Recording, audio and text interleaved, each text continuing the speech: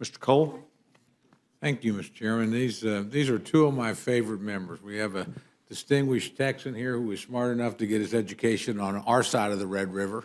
So we're always happy to see that. And then my good friend, Mr. Pasquale, and I serve on the Budget Committee together, and he's kind enough to bring me hand-rolled cigars from his district, which I enjoy greatly. And I've been exposed. Tells you how cheap the price is. So, but anyway, they're very good and very serious members. But I want to ask a series of questions really on three items.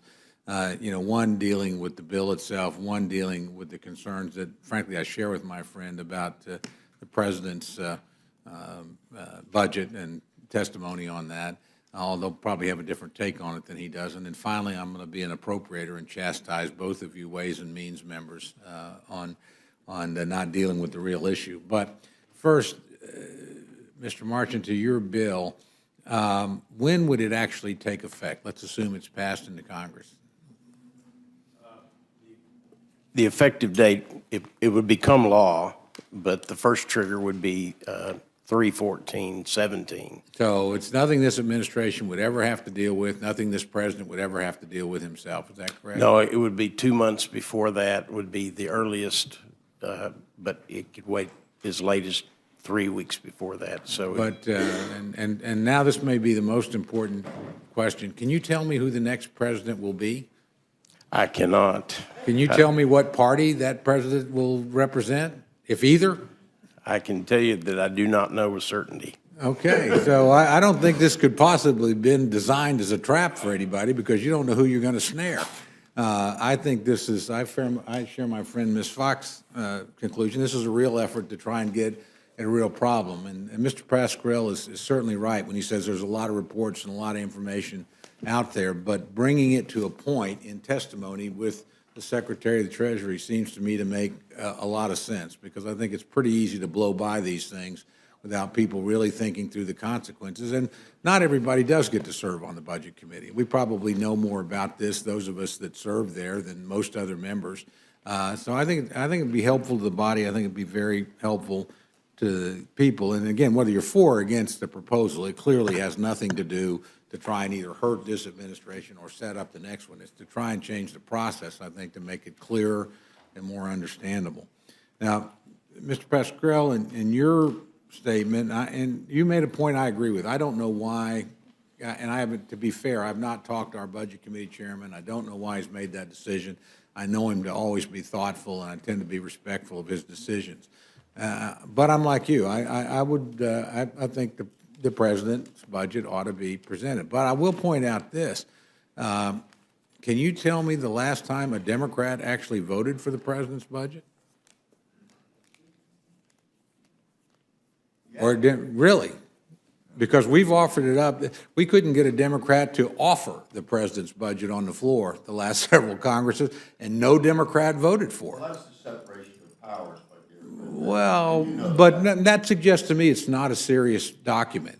If no Democrat, no, I let me hope finish. you didn't interpret my no vote as I wasn't taking the president's budget serious. Well, seriously. If no Democrat will vote for it and no Democrat will offer it, it's kind of hard to expect the Republicans to take it seriously. It really is. And I mean, that's something that I think needs to be thought about. Again, if not a member of Congress on either side of the aisle will vote for the budget, is it a serious budget? I think that's a fair question. Well, you could ask that, you say that of any president in terms of that light, what you've been presenting it. The president presents a budget to another branch of the government, and that branch of government independently acts yea or nay. And that's what we do. But we never get to the goal line. Well, the problem is we never get to the goal line. We never do pass our budget. Both sides say we're going to do it when they're in charge. Both sides have the best of intentions, but do we do it? We're going to talk about that in just a minute, because I think you raise a really good point. I'm serious about that. But the point is, I mean, and to be fair on this, and to whatever the decision is, and again, I say this sharing your point of view. I would be delighted to show up at the hearing, but again, when we've had this budget presented several years and no member will vote for it, and this president will only be president for 4 months of this budget, it's kind of hard to take it seriously. And on our side of the aisle, and my friends on the other side would not agree with this probably, but I've looked at every budget the president has presented. None of them ever come into balance. They don't come into balance in 10 years, or you can run them out to 20, 30. They just never do. Well, you know, we may be right or wrong, but we did work with President Clinton to balance a budget. That was a bipartisan product. Republican Congress, Democratic 3 years. worked together. Several years, and both sides actually can be proud of that. But he presented budgets, and Republicans presented budgets, which did come into balance at some point. They would disagree about how. They ended up compromising, but those budgets did eventually come into balance. The president, actually both sides, you go back and look at what then Budget Committee Chairman Panetta had to say, both sides agreed we're going to balance the budget within 7 years. They had different ways of doing it, and they fought over those ways, and legislation was vetoed and compromises were made. But the point is they had a common objective. And I think that's missed in all this discussion. The president, for whatever reason, doesn't ever want the budget to come into balance because he's never submitted us one that comes into balance. So that does make it extremely difficult to take, because we clearly have a very different objective. And again, we had different objectives with President Clinton too. But, we found, he vetoed welfare reform twice. We finally got the kind of deal that he thought was acceptable, that we thought was acceptable. We compromised. We made that happen. That's okay, but because I think we had some common objectives. But for whatever reason, again, and I'll leave it to the administration to ask, they've never, ever wanted to submit a budget that balanced at any point. And I don't just mean in the budget window. I mean, you can run the numbers out to infinity, and they never cross. I just don't think that's sustainable. And that tells me the budget exercise is not a serious exercise. I'll give my friend a chance to respond, certainly. My friend from Oklahoma, there was a big difference between 92 and 2000 and January 99 till this year. Two different, real different circumstances. There was more of an opportunity, perhaps, to work together. And I think you would agree. The situation was not as dire as we all faced in 2009. A whole different set of circumstances. Let me say this. I'm not as caught up in process as I am with results. And if I would take a guess, that's how you feel too. Not that the process is not sacred, et cetera. I just don't want to add to the process and make it more difficult, and sets divisions in the beginning. It sets divisions in the beginning. President has a right to present the budget. You're not questioning that. We have a right to go up or down on that. And we have a right to put our budget together and vote up or down against it also. And never the twain shall meet. This is why they come together and try to present a budget that we could all accept. That's not easy. Well, I agree with almost everything my friend said. I'm not sure we ever really try on either side to present a budget that we can all accept. I've never seen Republicans vote for a Democratic budget. Well, you were in the Congress in 2000, 98, 99, and 2000. But usually those 3 years, we balanced the budget. Well, no, we did, and you can still get there, but usually the initial budget document's pretty much a statement of the majority that they believe, and the minority offers their budget. But the constraints were not the same. But my friend is exactly right. The constraints weren't the same. And it's one of the reasons why this is a more difficult challenge on either side of the question. Right. Look, in the 1990s, the baby boomers were probably at their peak earning period. Now they're retiring at $10,000 a day, going on to Medicare and Social Security. In the middle 1990s, we were at peace. Right. We are not at peace now, and we are not going to be at peace in the foreseeable future. And with all due respect to the people that were here in that period, and I think they did great work, I don't think anybody really understood they were going to run into an internet revolution that created capital gains taxes like nobody's business. And that's not a predictable item. We had a happy set of circumstances, but we also had a lot of hardworking members and a president that actually agreed on the common goal. We're going to balance the budget, and we're going to work toward it. And they did it. And I'm not sure we certainly don't have as favorable conditions. And my friend is exactly right about some of the crises the country faced in 2008 and 2009. But, you know, I think we've lost that commonality of purpose. We had the purpose that we were going to balance on both sides of the aisle. We disagreed pretty sharply. I'm not talking about my friends in the Congress. They'll offer their own budget, and I'll make a judgment about that when they do. But the president's never had that same purpose, in my view. At least has never presented a budget that at any point he could argue would theoretically come into balance. That's a problem. And that's one of the roots of the budget wars here. Theoretically, the budgets that were presented during the Ryan years didn't balance either. Actually, it did. Well, that was Sitting on that debatable. committee. That was debatable on what money was being used in terms of the Affordable Care Act. We had an honest debate about those kinds of things. I'm not saying this to criticize Mr. Ryan. I know you're not. What I'm saying is that the circumstances are different. For instance, if the President Obama in 2009 said we're going to balance the budget within 3 or 4 years, I think that would have been tremendously foolish in terms of the social cultural pressures at that time on what we could spend and what needed to be spent. Private enterprise wasn't spending it. Somebody had to keep as in all other recessions during the 20th century and the 21st century, somebody has to keep the ball rolling to whatever limits we place on ourselves.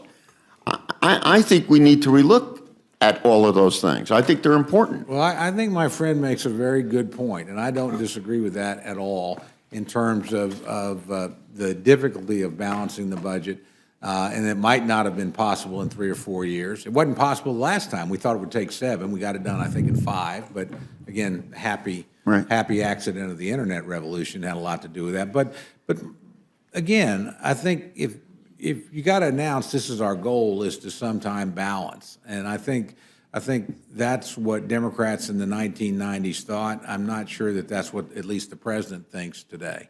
And he certainly never indicated that's an important thing because he's never issued a document that at any point would achieve that. So that's a difference of opinion between the two parties. But, you know, that's going to make the budget wars that more intense. At least in the past, we had a common objective. I don't think that exists today. But now I'm going to switch to another line of questioning just real quickly. The chairman's been very generous. And I'm going to put on my appropriators hat, and I'm going to beat up on you both on a bipartisan basis. We are spending less money in the discretionary budget today than we were in 2008 when George was W. And that's been a difficult thing to achieve. As a matter of fact, even after the, quote, compromise in the latest budget agreement, which was hard fought, and I voted for it. It's a tough pill for a lot of people to swallow. If you look at the discretionary budget after the omnibus, after the budget agreement that we came to, we're still spending less money than Paul Ryan's budget, on discretionary spending, than Paul Ryan's budget said we'd be spending in 2011 at this point. So we've actually done better than the ultimate budget hawk thought we could do on the discretionary side. And that's, you know, there's a lot of worthy programs there. There's defense of the country at stake. And through the chair, we're spending less on that discretionary budget in relationship to the gross domestic product than 60 years ago. That's true. So, of course, you have to remember, we got to put things into perspective here. Well, you do. And one of the perspectives is 60 years ago, we didn't have Medicare or Medicaid.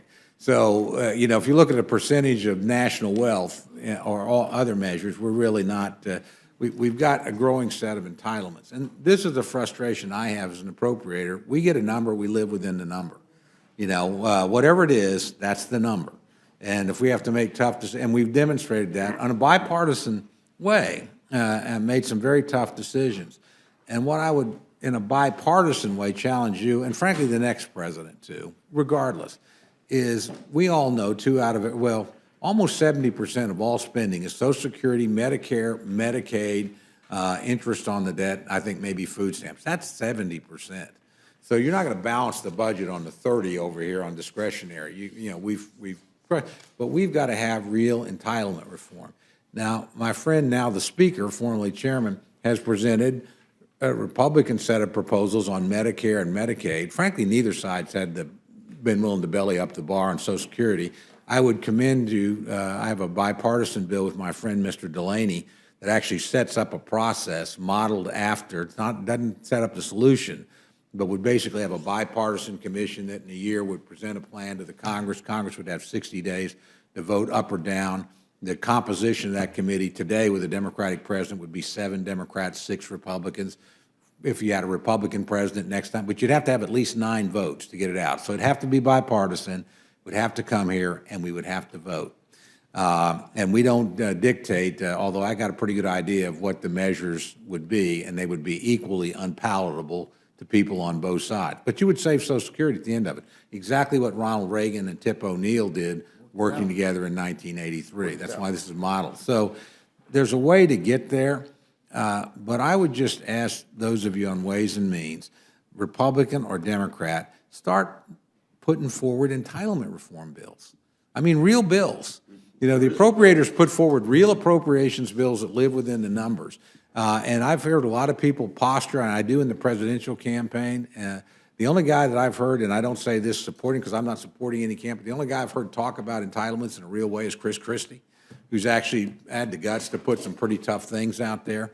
I don't hear much of it, frankly, on the Democratic side. I hear a lot of proposals for more spending, but no proposals on how we're going to pay for what we got, let alone additional. And on our side, I hear a lot of candidates saying, you can have everything you've got, don't worry. We have, you know, that's not true. My friend and I sit on the Budget Committee. We know the Social Security Fund is in deficit now. We're drawing down the trust fund. Fortunately, that's there. We can support this for a while, but we can't support it forever. And we can't do the same with Medicare or Medicaid. We're going to have to do some different things. And so I would just, again, I'm on my soapbox here, that if my committee got to do it, I don't know if we would be able to do it, but it's not our jurisdiction. The part of this we've got jurisdiction over. We've shown you want to get tough, we'll okay, we'll do it. And we've got to have Ways and Means, and frankly, to be fair to you guys, E&C, Energy and Commerce, doing that. So I would hope we have a chance to start anew, if you will. I think it's probably too late in this administration. We're going to have a new president. That president's going to face a situation where the Congressional Budget Office is telling them the budget deficit, as we're going to see this year, is going up every year if you don't change things. I don't know any of them that'll want to run for re-election with a budget deficit on the rise. So I think we're on the verge in 2017 of entitlement reform, one way or the other, by one side or the other. And again, I would hope that you guys rise to the occasion and give us a bill. Let's start voting on things that actually bring the budget into balance. Yeah, I'd certainly give my friend a chance to respond. To the chair, Tom, I'm just a commercial for a piece of legislation that is not yet bipartisan on Social Security. And I would ask you to look at it. You look at mine, I'll look at yours. I promise I will look at yours. Mine's at least got Democratic support. Yeah, I hate to be on bills that are just one-sided. I'll be very honest with you. Well, I've said that many times, not just today. I know you have, and look, we've worked together on head injuries and some things where I think we did some really good work for the American people, and I know how tenacious my friend is. But this is one, and I say this as much to my side of the aisle as the other. You don't have a bipartisan bill, you don't have entitlement reform. It will not happen if one side thinks that they can ram it through on their own. Didn't happen for Ronald Reagan and Tip O'Neill. They had to work together. It's going to take that again. So hopefully, new president, new beginning. Now, I don't say that as disparagement to this president, but we'll have both an opportunity and I think an absolute necessity to find that common ground. That I yield back, Mr. Chairman. You've been very generous. I didn't mean to go that long, but I feel very passionately about this subject. Thank you. Thank you very much. The gentleman knows that what we're attempting to do at this committee is to allow our members and our witnesses, when they stay within the bounds of speaking plainly about what is before us, the opportunity to not only complete sentences but also thoughts. And I thank the gentleman very much. The gentleman knows that, and I appreciate him being here.